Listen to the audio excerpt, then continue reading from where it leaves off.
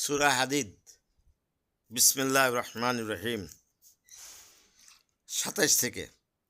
মারিয়াম তো নয়, ঈসাকে আর তাহাকে দিয়াছিল ইনজিল এবং তাহার অনুসারীদেরকে অন্তরে দিয়াছিল করুণা ও দয়া। আর সন্ন্যাসবাদ ইহা তো উহারাই নিজেরা আল্লাহর সন্তুষ্টি লাভের জন্য প্রবর্তন করিয়াছিল। আমি উহাদেরকে ইহার বিধান দেই নাই, অথচ ইহাও উহারা যথাযথভাবে পালন করে নাই। উহাদের মধ্যে যাহারা ঈমান আনিয়াছিল উহাদেরকে আমি দিয়াছিলাম পুরস্কার, এবং উহাদের অধিকাংশই সত্যত্যাগী। হে মুমিনগণ, আল্লাহকে ভয় করো এবং তাহার রাসূলদের প্রতি বিশ্বাস স্থাপন করো। তিনি তাহার অনুগ্রহে তোমাদেরকে জীবন দিবেন দ্বিগুণ পুরস্কার, এবং তিনি তোমাদের দিবেন আলো, যাহার সাহায্যে তোমরা চলবে, এবং তিনি তোমাদের ক্ষমা করিবেন। আল্লাহ ক্ষমাশীল, পরম দয়ালু। ইহা এই জন্য যে কিতাবীগণ যেন জানিতে পারে আল্লাহর সামান্যতম অনুগ্রহের উপরও উহাদের কোনো অধিকার নাই। অনুগ্রহ এখতিয়ার, যাকে ইচ্ছা তাকে তিনি তাহা দান করেন। আল্লাহ মহা সহানুভূতিশীল। আল্লাহর কাছে আমাদের ফিরে যেতে হবে।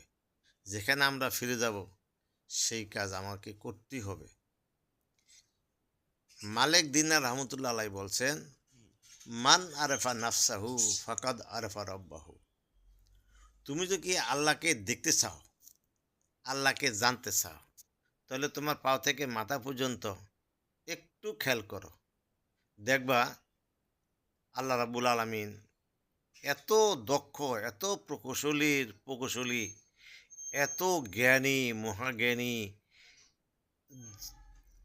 কত সুন্দর করে মানুষ সৃষ্টি করেছেন।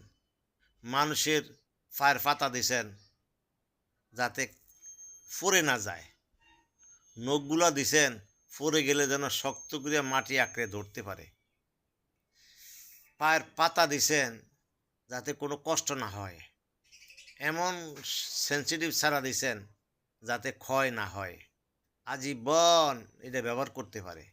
কিন্তু বাজারে জুতা কিনলে ছিঁড়ে যায়, ফাটা যায়, কত রকম সমস্যা। আল্লাহ রাব্বুল আলামিন এরপরে মানুষের পা থেকে মাথা পর্যন্ত অনেকগুলো লোমকূপ দিছেন। এই লোমকূপ দিয়া বিষাক্ত জীবাণুগুলি বাইরিয়া যায়, যেটাকে আমরা ঘাম বলি। এই যে বিভিন্ন প্রকারে আল্লাহ আমাদেরকে বাঁচাইবার জন্য কত